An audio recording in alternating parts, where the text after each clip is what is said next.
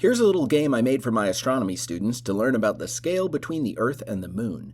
Today, I'm going to show you how I made this game and teach you how you can really quickly and easily make your own programs using generative AI, and you don't need to know anything about coding or programming at all.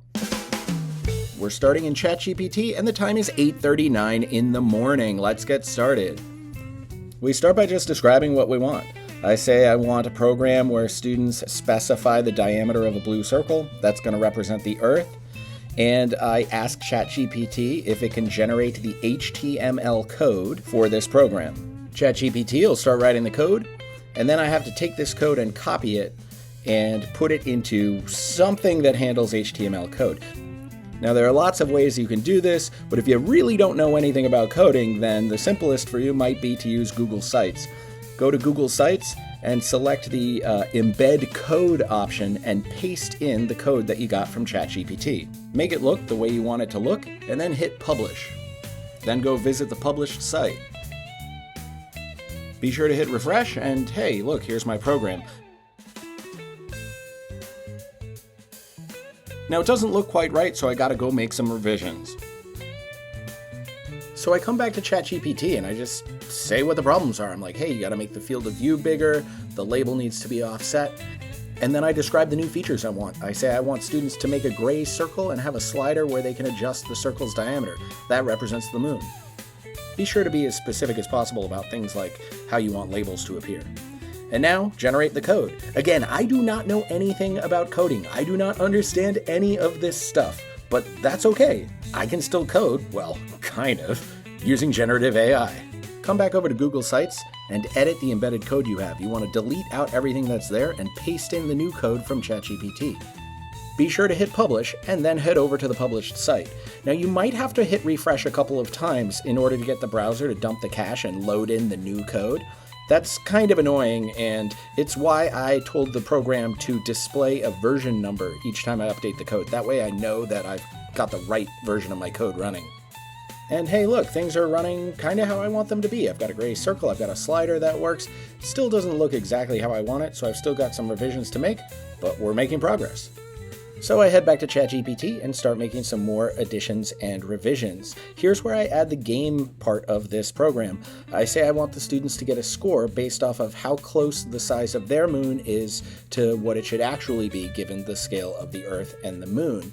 And I come up with this point scoring system of saying, hey, if you're within 5% of what it should be, then you should get 10 points. And this is really where the creativity comes in here, right? ChatGPT is doing all of the coding for me, but I still have to think about what the program is, what it'll entail, and whether or not it'll be fun, and whether or not it'll be targeted to my learning objectives, right?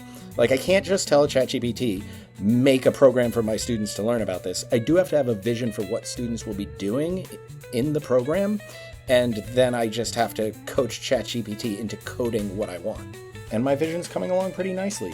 I have a few more changes I want to make, and I also changed my mind about something, so I tell ChatGPT, hey, I changed my mind. That's part of the development process here, right?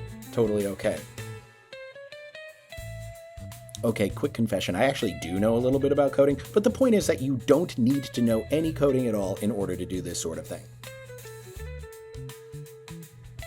Now look here, something broke. I don't know what happened, but the gray circle for the moon isn't showing up anymore. So here's what debugging looks like in this context. I go back to ChatGPT and I'm like, hey man, something broke. Can you fix it? I just try and describe the problem and then say, fix it. Remember, we gotta publish and refresh every time we're loading in the new code.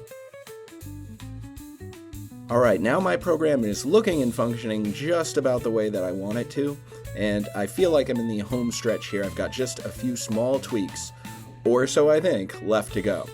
So watch what happens now. I want to change the title of the program, and I want there to be a congratulations message displayed once the student gets a score of 10 out of 10. And I think that I'm just about done here, but unfortunately, hey, look here, right? Like, I'm 10 out of 10 and there's no congratulations message popping up. So sometimes this sort of thing is going to happen. I'm going to have to go back and say, hey, that didn't work. Can you try again? Which is what I do. And it still doesn't work. So I end up having to say, look, let's try something different. Don't make it be a pop-up window. I think the pop-up windows are getting blocked by the browser. Like, just give me a message in green text that says congratulations.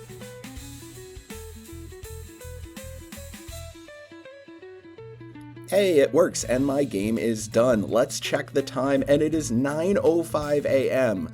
So that's 26 minutes from start to finish in order to make this game.